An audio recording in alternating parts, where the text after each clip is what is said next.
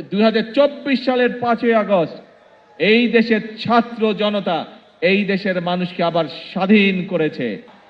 এই বাংলাদেশ একসময় পরাধীন ছিল। আমাদের পূর্বপুরুষরা এই বাংলাদেশকে স্বাধীন করেছে, যুদ্ধ হাতে, অস্ত্র হাতে যুদ্ধ করে স্বাধীন করেছে। তারপরেও বিভিন্ন সমস্যা হয়েছে দেশে।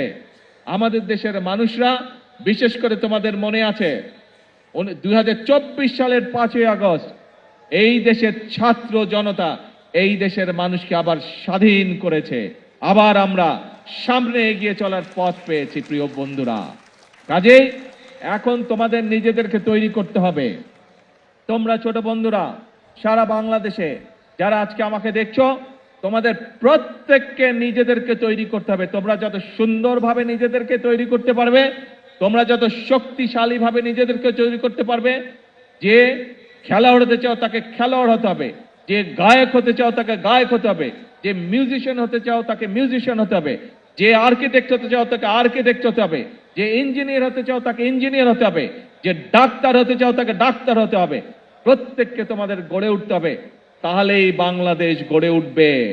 আগামীর বাংলাদেশ সম্পূর্ণভাবে নির্ভর করছে তোমাদের উপরে।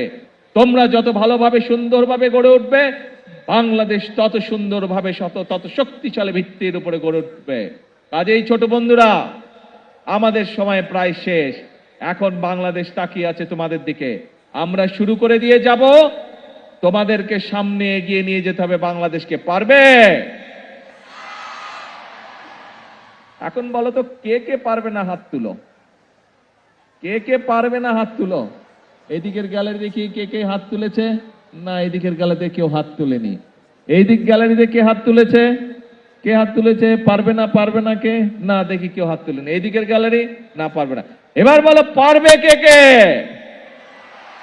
ইয়েস, সবাই পারবে ইনশাআল্লাহ।